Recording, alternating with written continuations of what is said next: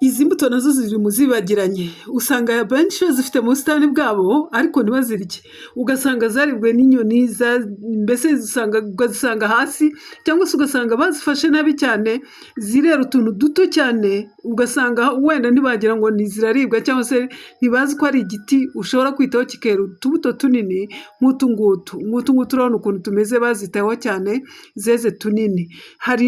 Reba nk'izi ngizi nazo zeze tunini, ni igiti usanga abantu benshi bafite ariko batakunda kwitaho cyangwa se batakunze no kurya. Ni uku nguku kiba kimeze, abenshi murakizi, bamwe bakita amazina atandukanye, amwe ndaza kubibabwira muri iyi videwo, ayandi nawe urayazi. Uzi uko mukita iwanyu, uraza kutwandikira muri komenti. Reba, hari utungutu dusa n'utunanutse ukuntu, tuba tureture, hakaba na ziriya naberetse zijya kuba nini ukuntu. Izi rero n'ubu uzifite mu busitani, jya umenya ko ari imbuto zikomeye cyane kandi zifite akamaro kenshi. Uyu munsi tugiye kuvuga kuri iki kimera, kuri izi mbuto. Imbuto ziryoha cyane, akenshi bakunze kuzita umutini, ariko ubundi bazita umunoferiya cyangwa se umunoferiya bitewe n'uko uzita wowe. Mu bice bitandukanye bazita ku buryo bishakiye, hari n'abazita umutini, abantu benshi bazita amazina atandukanye. Bizwi ku izina ry'ubushakashatsi Eriobotia japonica, izwi cyane cyane abenshi bakunze kwita umutini. Ese cyaturutse he? Ninde wagitangiye? Ninde watangiye kumenya ko kiribwa? Ni gute cyamenyekanye nk'igiti kiribwa kandi kivura? Ni igiti, wibuke, ni igiti kiribwa kandi n'umuti. Ese gifite ingaruka? Iyi video iragusubiza byinshi, ugumane nanjye ntuze gucikwa na kamwe. Reka duhire ku mateka yacyo n'aho yaturutse. Eriobotia japonica ikomoka muri Chine cyangwa se mu Bushinwa, aho cyamenyekanye mbere y'imyaka irenga 1000 ishize. Nta muntu n'umwe wavumbuye ko iki gihingwa ko kiribwa cyangwa se ari umuti, ahubwo abaturage ba kera bo muri Chine nyine cyangwa se mu Bushinwa nibo batangiye kugitera no kugikoresha. Nyuma cyageze mu Buyapani, ari naho cyahawe iri zina ryita japonica. Kuva aho rero cyakwirakwiye ku isi hose. Noneho hakozwe ubushakashatsi butandukanye buvuga kuri iki kimera, bwakozwe urugero ni nk'igihe bakoze ubushakashatsi babona ko iki kimera kirimo antioxidant, mbese ibisukura umubiri byinshi cyane, ibirwanya ububabare ndetse n'ibirwanya bagiteri ndetse na mikorobe. Ibi byerekana akamaro kacyo ku buzima bw'umuntu, ku buzima bwacu. Uko cyamenyekanye ko kiribwa, abaturage ba kera batangiye kugerageza imbuto zacyo, basanga ziryoshye cyane kandi zidateza ikibazo. Nibwo cyatangiye gukoreshwa nk'imbuto ziribwa no guhingwa ndetse ku bwinshi. Batangira kubihinga ku bwinshi. Mu bice biribwa byabyo ni imbuto ziraribwa cyane. Ni imbuto nizo ribwa cyane, zifitemo vitamine A na vitamine C nyinshi cyane. Amababi nayo araribwa, akoreshwa ku buryo aribwamo. Uburyo aribwamo ntabwo ari ukuyafata ngo ateke imboga, ahubwo akoreshwa acaniriwe mu mazi, bakayanywa nk'icyayi. Imbuto zo hagati zazo ntabwo ari byiza kuzirya. Hagati muri izi mbuto habamo utubuto tumeze tw'umukara, tumeze nk'ikawa. Ibi by'inyuma biraryoha cyane. Imbere yayo rero hari ikindi kibuto kitaribwa. Si byiza kukirya, ntugomba kukirya kuko gishobora kugira uburozi. Kibamo uburozi, byo ni ibintu ubushakashatsi bwagaragaje. Mu buvuzi gakondo, mu buvuzi bw'Abashinwa, nababwiye ko batangiye kugikoresha cyane. Babikoreshaga mu buvuzi gakondo, bagakoresha amababi, bagakoreshwa mu kuvura inkorora, mu gufasha mu buhumekero ndetse n'imbuto zazo. Izi mbuto nyine by'inyuma atari twa tundi tw'imbere, bifasha igogora. Ntabwo ari utubuto tw'imbere, ntabwo ari two nkubwira ko dukoreshwa. Utw'imbere cyane dukoreshwa mu guhinga, bakaduhinga tukamera, ariko ntabwo badukoreshaga. Izi mbuto rero bazikoreshaga mu gufasha igogora gukora neza. Niba igogora ryawe ry'ibiryo ugasanga byaheze mu nda, ntabwo igogora ryawe rikorwa neza, icyo gihe bagufashaga baguhiza imbuto ukazirya, byongera kandi ubudahangarwa bw'umubiri. Ibishishwa nabyo byarakoreshwaga, kubikuraho ntabwo ari byiza. Hari noneho n'ababikuraho bakaba babifata bakabicanira mu mazi, cyangwa se bakabirya byose icyarimwe badashishuye. Babikoreshaga rero no kugabanya ububabare. Uko ibice byose bikoreshwa by'iki kimera, amababi yakoreshwaga yatekwaga mu mazi akanywa nk'icyayi. Wanywaga igikombe kimwe mu gitondo, ikindi nimugoroba, cyangwa se ukanywa igikombe kimwe ku munsi, cyangwa se ushobora kunywa igikombe kimwe cyangwa se ukanywa ibikombe bibiri ku munsi. Nicyo bivuze. Imbuto zacyo zararibwaga ku buryo busanzwe, bakazirya ku buryo busanzwe, kandi ntabwo ari byiza gukabya. Ushobora kurya imbuto ebyiri cyangwa se ukarya imbuto 5 ku munsi gusa. Ntabwo ari ngombwa gukabya ngo avuge ngo ziraryoshye cyane, ngomba kurya nyinshi, nkazirya koko, nkazirya nk'iki giti cyose ukakimaraho. Ugomba kugereranya nawe, nturye byinshi cyane. Imizi n'ibishishwa byayo n'ibishishwa by'iki kimera byakoreshwaga mu kuvura mu buvuzi gakondo gusa. Byo byakoreshwaga mu buvuzi gakondo gusa. Bisaba kubikoresha ku buryo bwitonze, ntubikoreshe ibishishwa byinshi cyangwa se imizi myinshi. Nta gipimo gihamye ku bantu, witondere cyane gukoresha byinshi. Nta gipimo nakubwira ngo kivugwa ngo ntukarenze iki, ntukagire gute. Gusa ugomba kwirinda gukoresha uburyo birenze urugero, cyangwa se ngo urenze byinshi cyane. Ukoresha nk'igikombe kimwe cyangwa se ibikombe 2 ku munsi gusa. Uko noneho kivurishwa kuri buri ndwara: uvura inkorora ubikoresha nk'icyayi, unywa icyayi cy'amababi yabyo. Uvura asima nanone ukoresha amababi, ukanywa icyayi cy'amababi cyangwa se ukanabyuyikisha. Igifu, wivura igifu urya imbuto, urya zino mbuto zacyo. Naho kugabanya ububabare ukoresha amababi cyangwa se ugakoresha ibishishwa by'igiti n'imizi. Ibyo byose biragufasha. Urwanya infection ucanira nyine amababi, ubundi ukanywa amazi yayo, amazi yavuyemo, mbese ukabinywa nk'icyayi. Kurwanya stress cyangwa se urwanya umunaniro, icyayi cy'amababi gifasha kuruhura umubiri, gifasha kandi kugabanya stress, gifasha gusinzira neza. Nibyo nakubwiraga, ushobora kukinywa mu gitondo ndetse na nimugoroba.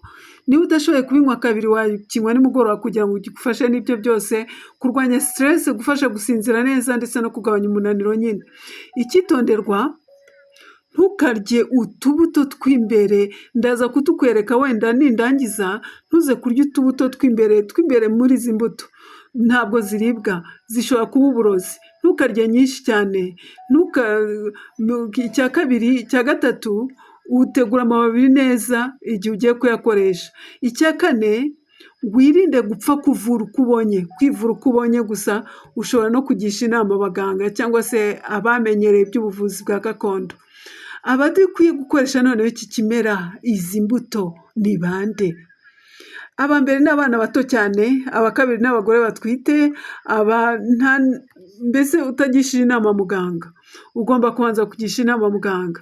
Aba gatatu ni abafite allergie kuri izi mbuto. Aba bantu uzarye gakeya nubona zigutera allergie, cyangwa se uzanywe gakeya ariya mazi, ukoresha uko nabikubwiye gakeya, nubona bigutera allergie ubihagarike. Icyo ugomba gusigara noneho muri iyi video ni uko izi mbuto, umunoferiya cyangwa se biryoha cyane bitewe n'uko ucyita. Ni igiti gifite amateka akomeye cyane. Icya kabiri ugomba gusigarana, kiraribwa kandi gifite intungamubiri nyinshi cyane. Icya gatatu, gifasha mu buvuzi gakondo. Icya kane ugomba gusigarana, gifasha no kugabanya stress. Ibyo byose nabibabwiye haruguru hano muri iyi video. Ariko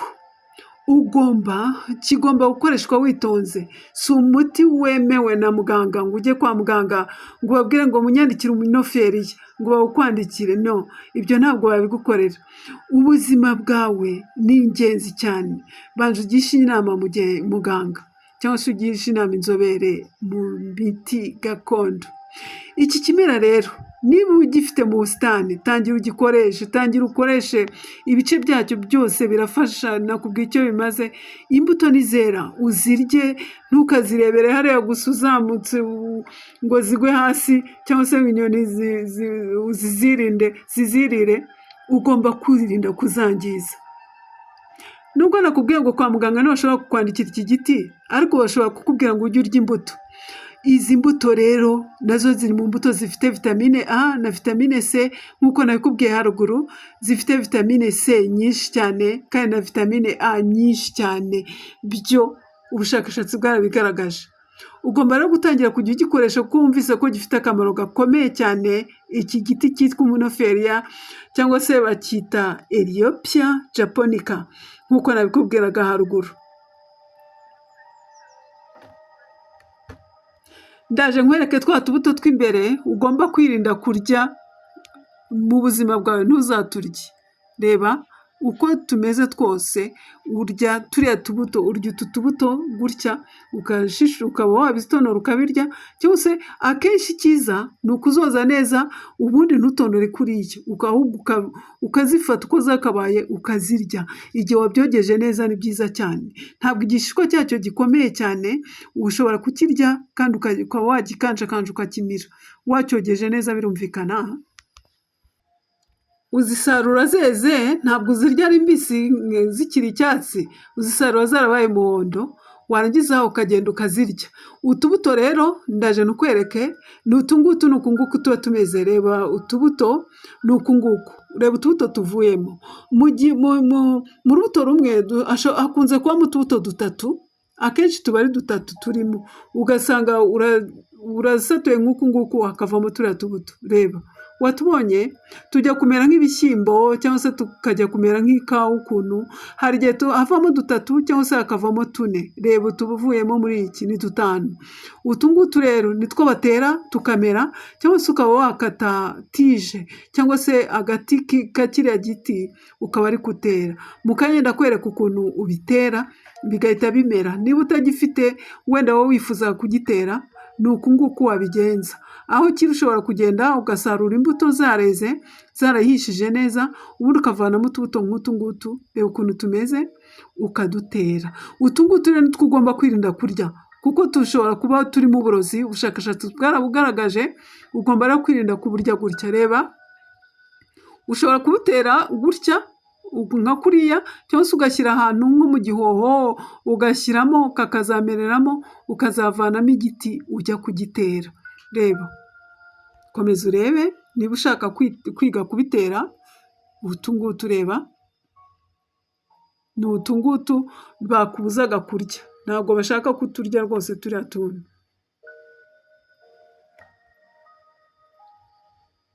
Reba twatangiye kumera deja, wabibonye?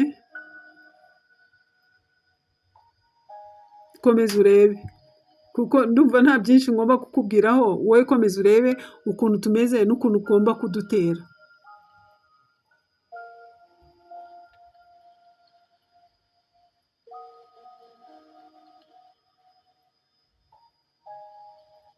Si ngombwa kutwinika kuko ushobora kurya urwo rubuto ugahita ugenda direct ugashyira mu butaka bikazamera. Si ngombwa we ngo byinike ngo uzategereze ngo ko bizamera ngo ubone kubitera, ntabwo ari ngombwa.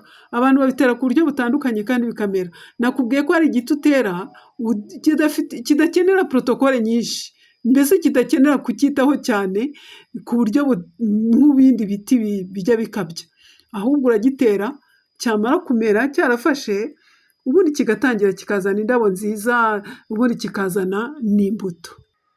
Sinzi niba wari warabonye indabo zacyo, ni ukunguku indabo zacyo ziba zimeze.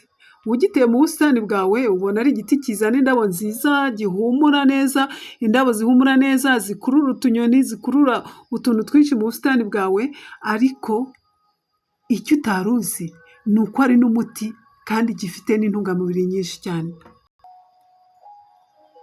Voilà.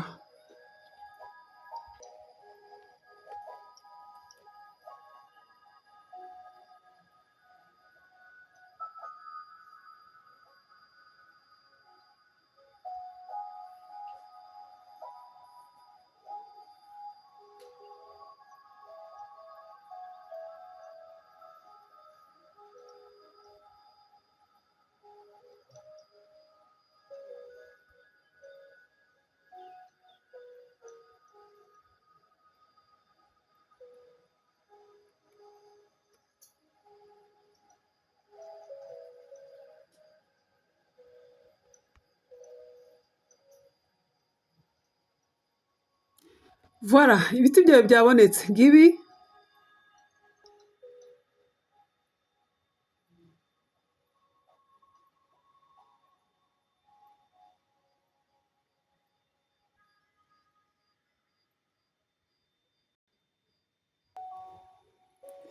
Nabashimiye kubana nanjye muri iyi video, ukomeze ubane nanjye. Iyi video uduhe like, utwandikire muri comment, ese wacyitaga kuti iwanyu mucyita ngo iki? Ese wajya ugikoresha wowe? Wacyitagaho se niba waragiteye mu busitani bwawe? Ese izi mbuto wari uzi ko zirimo umuti gakondo? Ese utwandikire muri comment utubwire byinshi, kandi niba utarakora subscribe njya nkwibutsa kuyikora, ikindi kandi ujye kuyisharing, ugeze ku bantu benshi cyane, uyohereze umuntu wese wumva wafashwa n'iyi video. Asigaye naho mu yindi video, ngenda mupenzi nk'isanzwe coach mu mibanire, ubuzima, iterambere ndetse n'imibereho myiza. Kurikira inzozi zawe, inzira niyi. Bye.